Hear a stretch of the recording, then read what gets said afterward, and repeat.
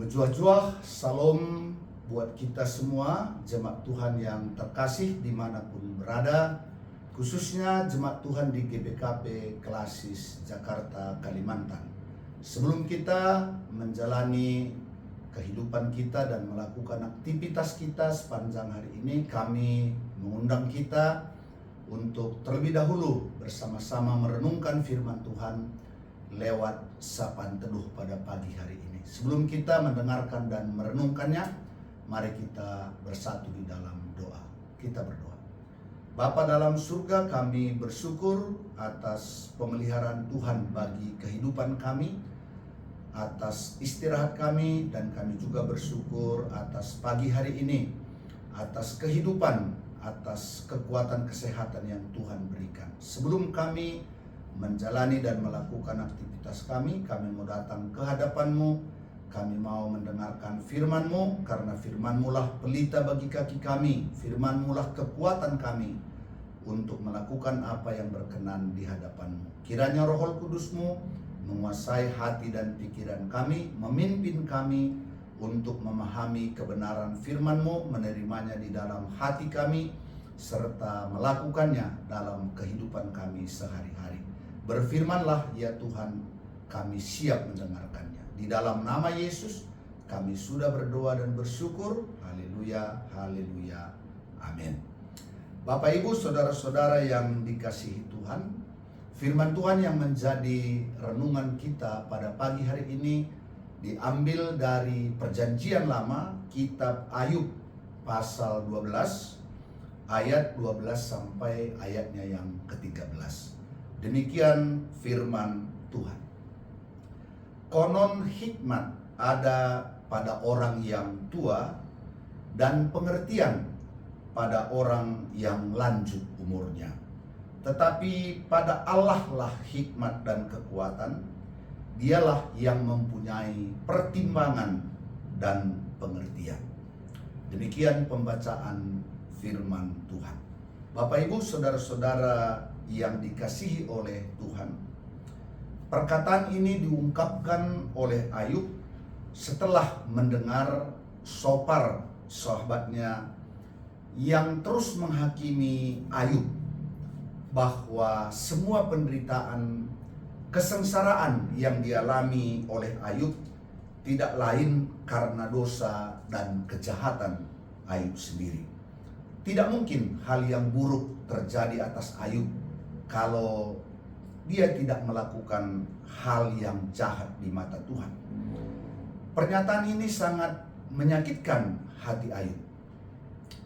Tentu Ayub menyadari bahwa dia bukan orang yang suci, ataupun bukan berarti dia tidak pernah jatuh ke dalam dosa.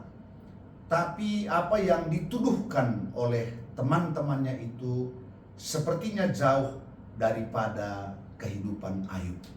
Karena itulah setelah dia mendengar perkataan Sofar sahabatnya itu, Ayub mengatakan, konon hikmat ada pada orang tua dan pengertian pada orang yang lanjut umurnya.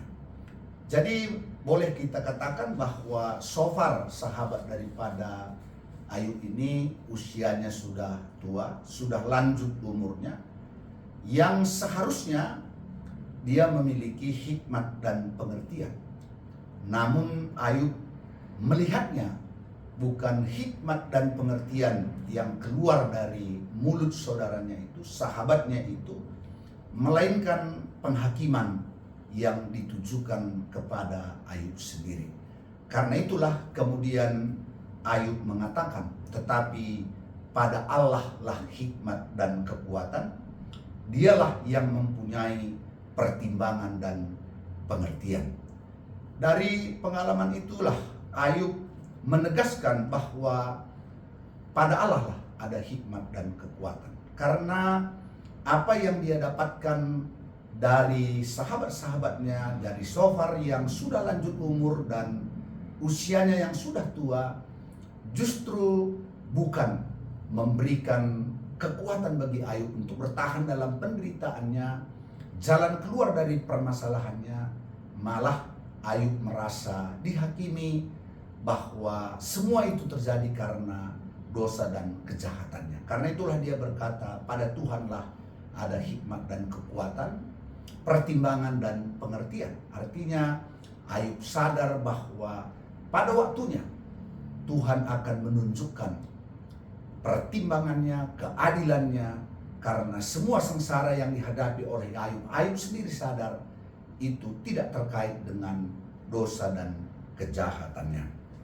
Karena itu Bapak Ibu saudara-saudara yang dikasihi oleh Tuhan, apa yang dapat kita renungkan dari firman Tuhan pada pagi hari ini? Yang pertama, bahwa semakin bertambah usia kita, ketika kita telah menjadi orang tua yang dewasa, lanjut umur, memang seharusnya hikmat dan pengertian itu, pertimbangan itu ada pada kita, sehingga tutur kata kita atau perkataan-perkataan yang kita sampaikan kepada orang lain sekiranya boleh membangun mereka.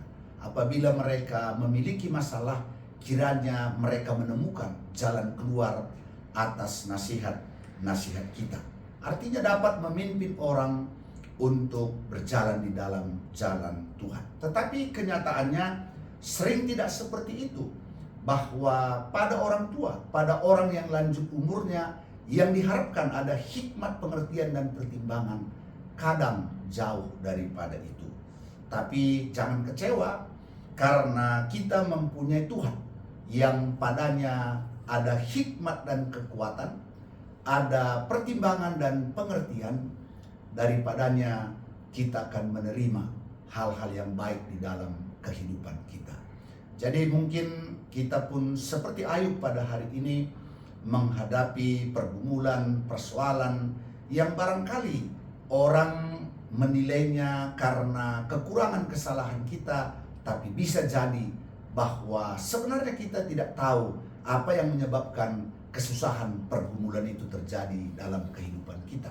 Jika demikian, percayalah, Tuhan yang penuh hikmat, Tuhan yang penuh kekuatan, pertimbangan dan pengertian akan membebaskan kita, akan memberikan kelegaan dan jalan keluar kepada kita.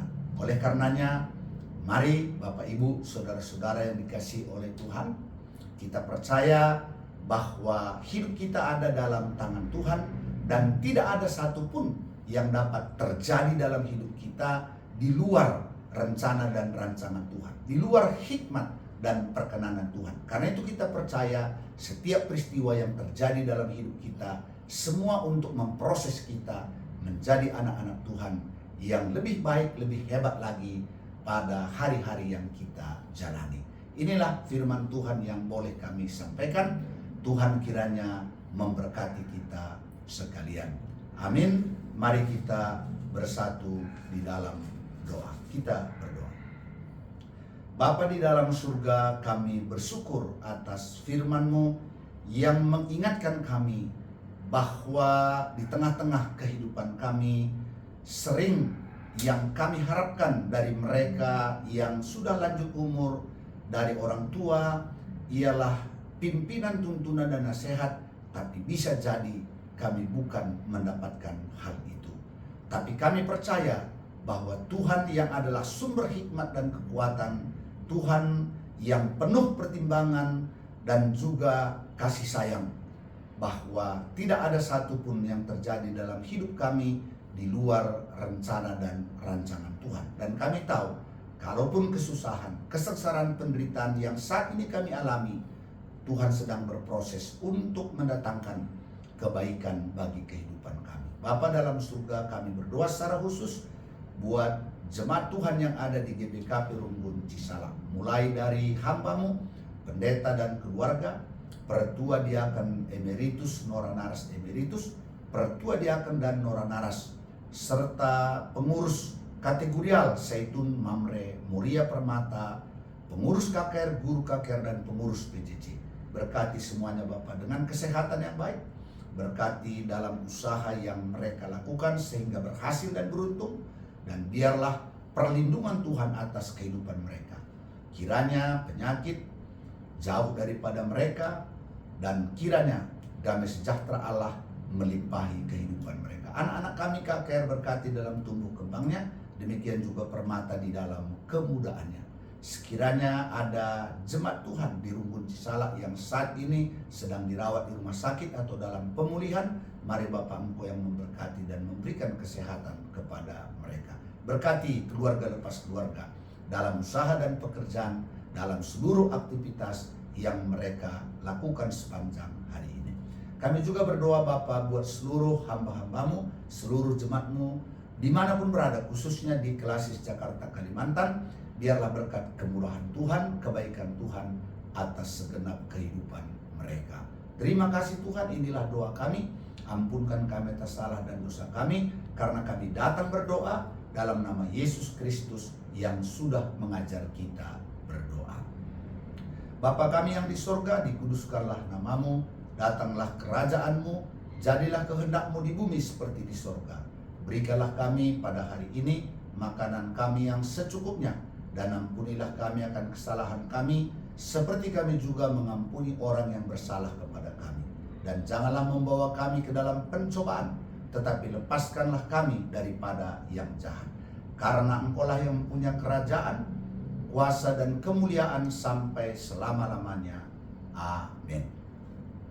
Terima kasih, Tuhan memberkati kita sekalian.